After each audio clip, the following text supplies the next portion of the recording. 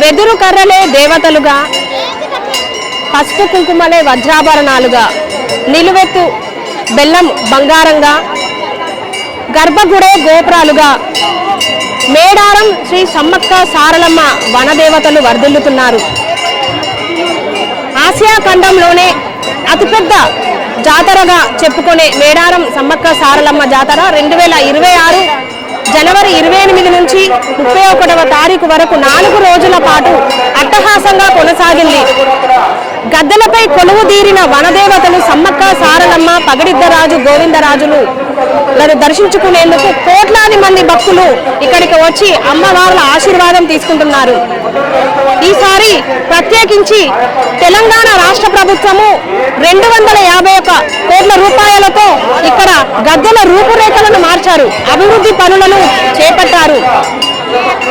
గద్దెల ఆవరణ నుంచి సుమారు 50 కిలోమీటర్ల వరకు రోడ్ల విస్తరణ, తర్వాత ఇక్కడ గిరిజన ఆచార వ్యవహారాలకు సంబంధించిన ఆ గుర్తులను మళ్ళీ మరో 100 ఏళ్ళు గుర్తుండేలా ఇక్కడ శిలలపై చెక్కి ఈ గద్దెకు వెదురు కర్రలకు అంటే అమ్మవార్ల గద్దెల చుట్టూ వాటిని ప్రతిష్ఠించారు. సీఎం రేవంత్ రెడ్డి చేతుల మీదుగా సమ్మక్క తల్లి పునఃప్రతిష్టాపన జరిగింది.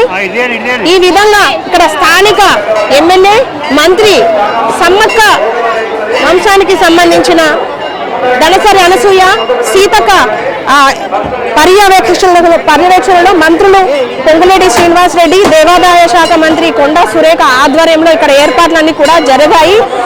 అంటే ప్రతి 2 ఏళ్లకోసారి జరిగే ఈ మేడారం మహా జాతరలో సుమారు 1 కోటి మందికి పైగా భక్తులు వచ్చి ఇక్కడ దర్శనం చేసుకుంటున్నారు. అయితే ఈ 2026లో మాత్రము 1,50,00,000 పైన భక్తులు వచ్చి ఇక్కడ దర్శనం అమ్మవార్లను చేసుకున్నారు. ఇక్కడ అంటే గద్దెల వద్ద ఏర్పాటు చేసిన పునరుద్ధరణ పనులు కావచ్చు, అభివృద్ధి పనులను చూసేందుకు కూడా చాలా ఆసక్తిగా భక్తులంతా కూడా తెలంగాణ రాష్ట్రం నుంచే కాకుండా దేశవ్యాప్తంగా ఉన్న పలు రాష్ట్రాల నుంచి భక్తులు వచ్చి ఇక్కడ దర్శనం చేసుకుంటున్నారు. అంతేకాకుండా అంతర్జాతీయ స్థాయిలో కూడా గిరిజన తెగలకు సంబంధించిన వాళ్ళు కూడా వచ్చి ఇక్కడ సమ్మక్క సారలమ్మ, పగడిద్దరాజు, గోవిందరాజులను దర్శించుకున్నారు. వీళ్ళందరికీ కూడా మంత్రి సీతక్క ఘనస్వాగతం పలికి అమ్మవార్ల ఆశీర్వాదాన్ని అందించారు. తెలంగాణ రాష్ట్రంలో అంటే మహాకుంభమేళాగా మనం చెప్పుకోవచ్చు ఈ మేడారం మహాజాతరను. సమ్మక్క సారలమ్మలు ఆధ్యాత్మికత కనిపించడమే కాదు, పోరాట పటిమకు కూడా పూర్తిగా చెప్పుకోవచ్చు.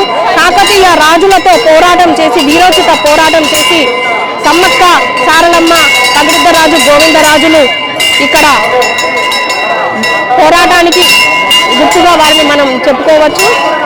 అంటే మామూలుగా మనము ఆధ్యాత్మికత శోభతో పాటు ఇక్కడ మేడారం మహాజాతరలో వీరవనితల పోరాట స్ఫూర్తిని కూడా ఇక్కడ ప్రజలు వారిని పోటీగా తీసుకోవచ్చని చెప్పొచ్చు.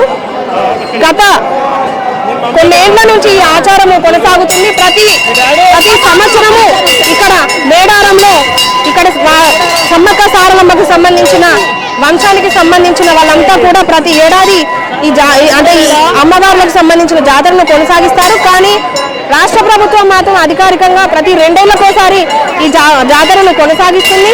ఇందులో భాగంగానే ఈ 4 రోజుల పాటు మేడారం సమ్మక్క సారలమ్మ మహాజాతర మహా అద్భుతంగా అట్టహాసంగా కొనసాగింది. సుమారు 4,500 బస్సులు, ఆర్టీసీ బస్సు సౌకర్యము ఇక్కడ ఏర్పాటు చేశారు.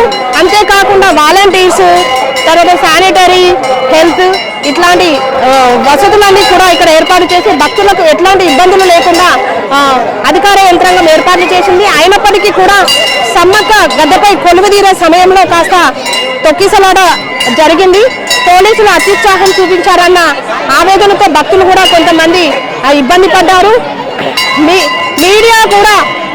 మీడియాను కూడా అనుమతించలేని పరిస్థితిలో కూడా ఇక్కడ జనాలు ఇక్కడ హాజరయ్యారు, అమ్మవార్లను దర్శించుకుంటున్నారు. అంటే అధికారుల అంచనాలను మించి కూడా ఈసారి భక్తులు మేడారం సమ్మక్క సారలమ్మను దర్శించుకునేందుకు ఇక్కడికి వచ్చారు.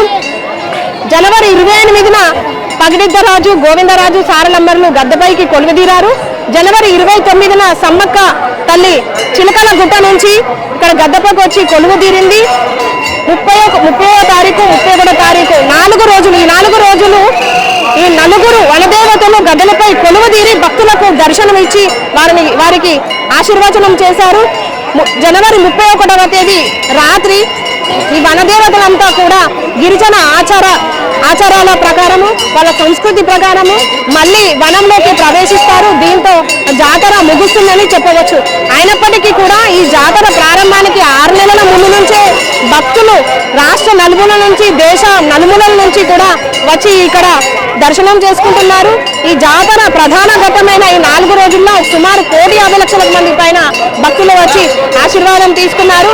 అంతేకాకుండా జాతర ముగిసిన తర్వాత కూడా తిరుగువారం అని జరుగుతుంది. ఇలా వారం 10 రోజుల పాటు కూడా భక్తులంతా వచ్చి అమ్మవార్లను దర్శించుకొని పోతారు. ఇక్కడ పసుపు బండారిగా చెప్పుకునే పసుపు కుంకుమలు తర్వాత వడి బియ్యాన్ని పరమానంగా భావిస్తారు. అవే ఇక్కడ ప్రసాదంగా భావిస్తారు. బెల్లాన్ని బంగారంగా కొలుస్తారు. నిలువెత్తు తూకంగా బంగారాన్ని అంటే బెల్లాన్ని సమర్పించి తమ మొక్కులు నెరవేర్చుకుంటారు భక్తులు కూడా. ఇది మొత్తానికి మేడారం మహాజాతర అద్భుత ఘట్టం 4 రోజుల పాటు అట్టహాసంగా కొనసాగి వనదేవతలు వనంలోకి ప్రవేశించడంతో ముగిసిందని చెప్పవచ్చు. మేడారం గద్దెల నుంచి కెమెరా పర్సన్ సతీష్తో సోనీ, వరంగల్ టైమ్స్.